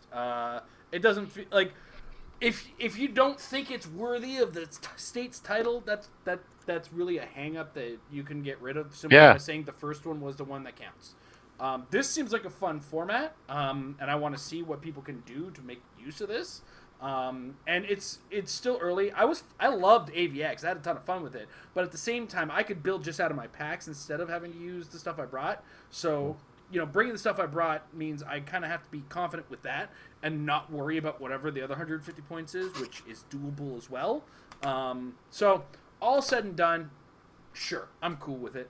Yeah, I mean, I wouldn't say it diminishes anybody's title because everybody's going into the same scenario again. Everybody's building the same way. Everybody has to compete under the same auspices and rules and so forth. So I don't have a problem with that. I'm just not a fan really of that particular format. I would rather it be either or, constructed or sealed. I'm not enjoying the half and half.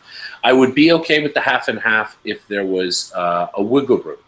Like you brought 150 points, but you could shave that down or shave it up. You know what I'm saying? If there was some wiggle room of points, There might be a Colossal or two whose minimum is like 175 points, which would make it problematic as well. Yeah, I just looked it up. If you're from just the lowest rarity stuff, there's the Sentinel, and then there's the Sasquatch, who is 50 at the lowest. So it shouldn't be filling in the points shouldn't be a problem. I also pulled up the actual announcement. It's you confirm your modern age part, your constructed part, and then you add up to 150 from your booster. So there's no downgrading. Okay. Which I don't know if I like as much as the alternative. Tom, where do you sit on this? I don't know if we got your full answer on it. Actually, my initial statement still stands, which is that, again, I feel like competitive is almost everything I play, and I feel like casual is a bit hurting at the moment, and I don't like, maybe it's just my own experience. But if that's the case, then the more variety we can get in the competitive environment, the more enriched the game experience is. So I wouldn't want this to be the only format that we ever play, but that's not what we're talking about. So I'm cool with it. Yeah, I can get behind that. Shake it up a little. Okay. Sorry for the early parts where we were just talking about sealed and constructed. Hey, it's still true. Yeah, it's still We like true. those too. I love those things, but for this format, cool. Let's try it. All right. Next up, Chris Stockhouse, and I'm glad we have a bunch of Canadians here. What? Oh, wait, hold on. Got to do the thing. Got to do the thing. It's official, guys. Chris Stockhouse has a question. It's an episode again. All right. What weird American things are you looking forward to at Graceland? I'm honestly looking... Somebody told me about the tour of Elvis's house, his mansion. I am looking forward to witnessing the excess firsthand. Someone could have been me. I was super pumped.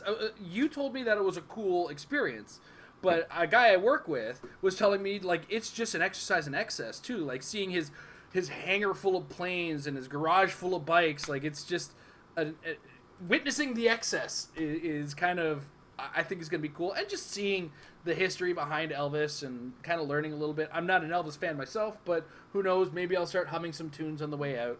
I do find myself humming a little less conversation every so often when I'm walking around the office. So maybe that's just an anticipation of Memphis, because I also sing Walking in Graceland, or Walking in Memphis. Graceland. The song is about Graceland. I'm sorry, the song was like within the first 6 words or 7 words is walking into Graceland. So anyway, Tom, what weird American things are you looking forward to at Graceland? I got one answer for you.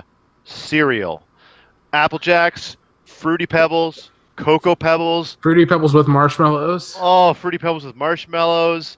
Like Lucky Charms, like Rainbow Lucky Charms. Oh man, I am super pumped for U.S. cereals, and it's so much easier in the U.S. to find those single cup things where you just grab like a plastic spoon and some milk. You just get some of that straight mainline sugar cereal, which I never really eat around here, and just go to town. Let's go cereal shopping when we arrive. Are you on the same flight as all of us, Sir Tom? Yeah, I am. All right, cool. It's gonna be a flight full of HeroClix players on the way to Memphis. Yeah, it's gonna be funky in there. What about you, Mike? I'm excited to be there under the cloud of fear of an oppressive totalitarian government. Oh, wait, sorry. Wait, that's a different show.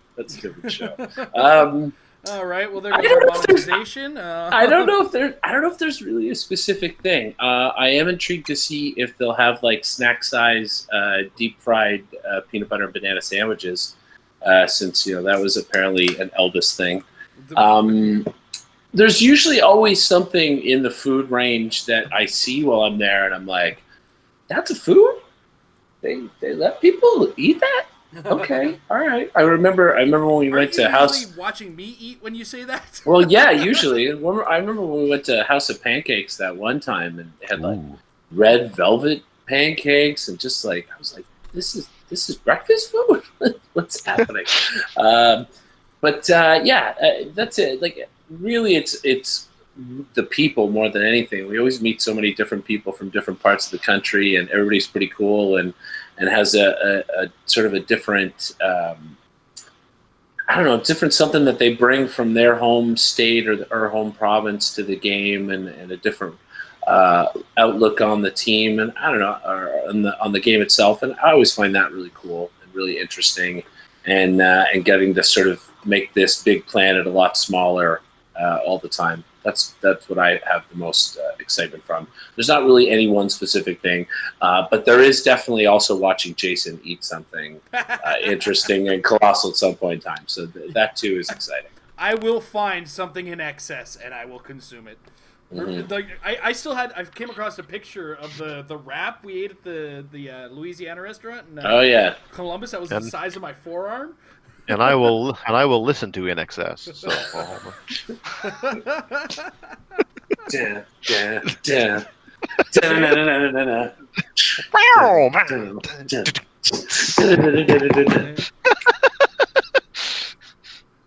Jade's showing his age. Come on, Jay. I We don't need even know why I'm Looking forward to here America. anymore. Jay. It's okay. Jay, we need you to answer tonight. We need you tonight. Come on. I don't know why I'm here.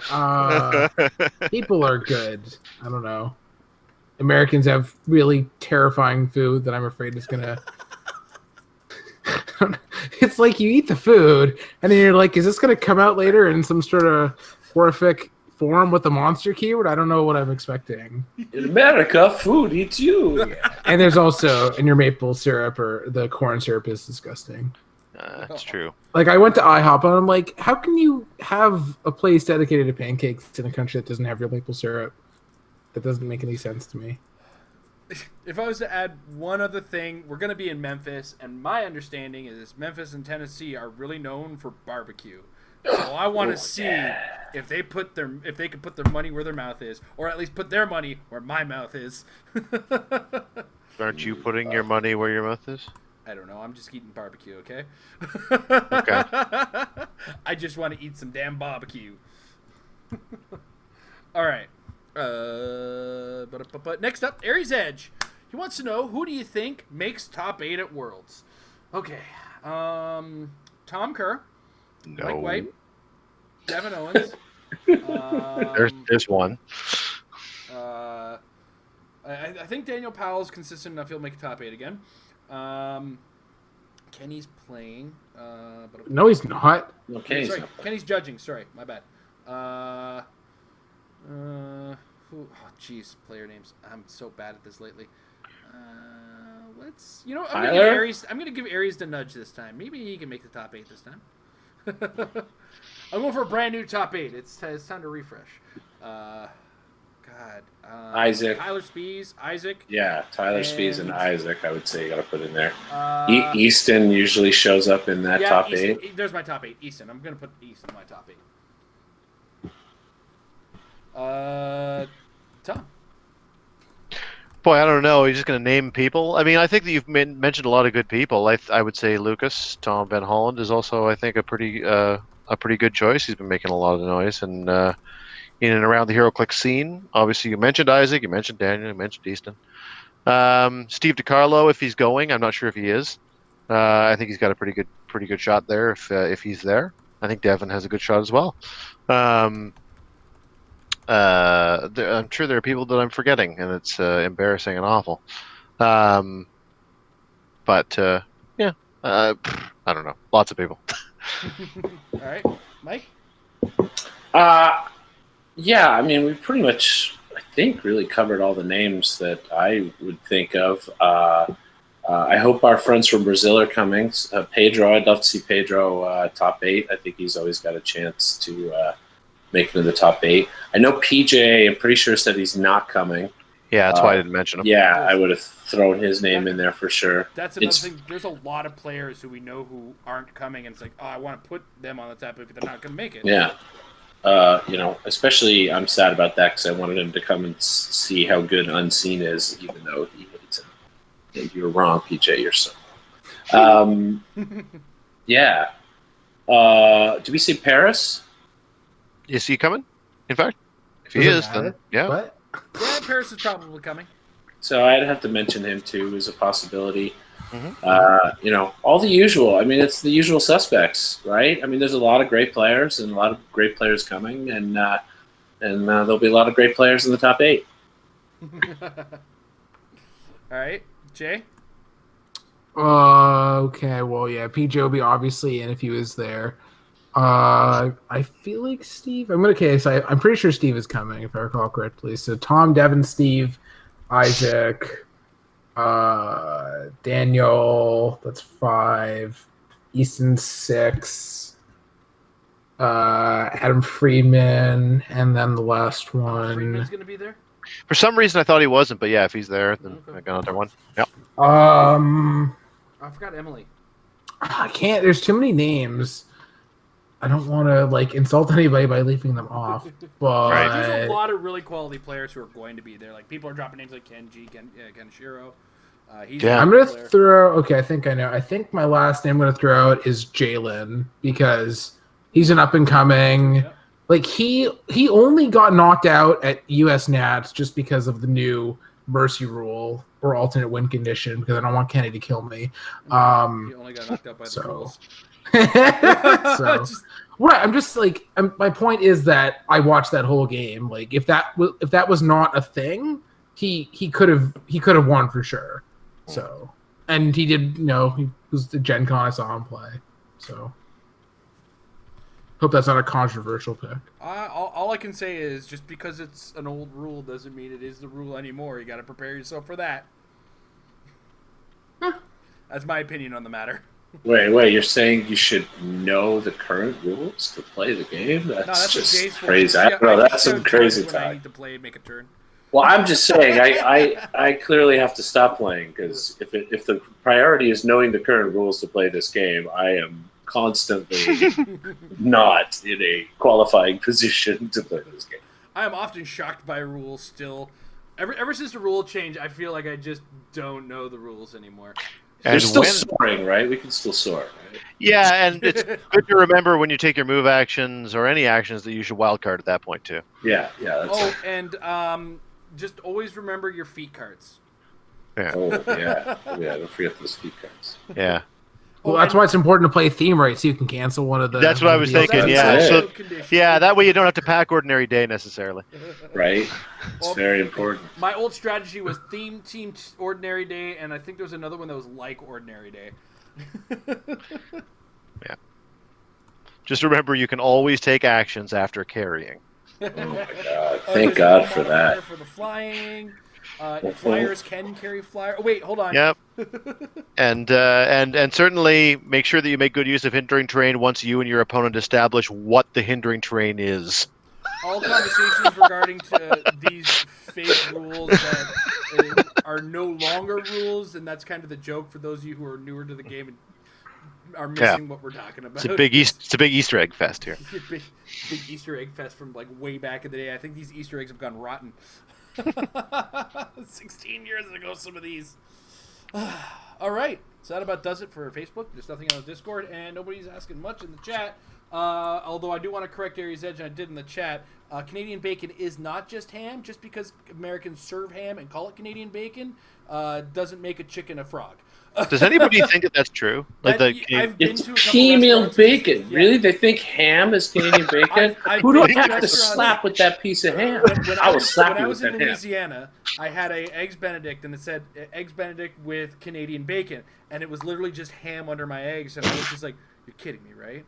Look That's- at, Call this look at, Canadian let me bacon, but let me get some something of the straight things we for call our American cheese is pretty. let me get something offensive to anyone. straight for our American friends. Aunt Jemima is not maple syrup. It is not maple syrup. I don't care what they write on the bottle. It's not maple syrup. Okay, so hold on. and Who's Kraft smuggling macaroni and maple syrup cheese this is year? not Kraft macaroni and cheese. That's dinner. Yeah. Right. Who's smuggling the maple syrup this year? Because I still can't sit from last. Yeah. Well, we know how much fun I have at the border, so I'm not. I don't need to open up that window. Mike White is a common name. It's a very, very common name. It matches someone who's wanted. All right. I thought they caught the guy. Doesn't matter. He keeps getting away. It's the next Mike White. And for some reason, he likes to keep crossing the border. All right. So that said, I think next week we're going to cover a little bit of travel advice, a little bit of last minute Team World preparation. We do have some cool content coming out for you guys this weekend. Spoiler alert, I'm going to start uploading one video tonight. We did get our product from WizKids, so look forward to that, guys. And there's something special with the content this time around. There's a lot of videos coming surrounding our unboxing this time around. With that said, Tom, thank you very much for joining us. Mike, thank you for joining us. Jay, thank you for joining us. It's been an awesome time having the whole crew back in under one show again.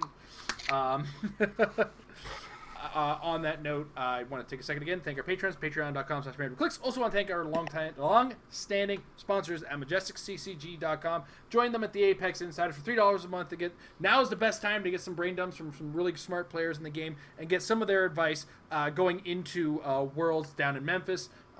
It's a really good place. They keep up with results and updates for what's going on in the game of HeroClix. It's a really good place to get your information. So check them out. And like we said, guys, it's now time to start tormenting yourself with the bad situations on your teams. Torment yourself with some of the teams that you don't expect to see but should probably be ready to play against anyway, because this is all part of the practice, and practice will make your team better. Have a good night, everybody.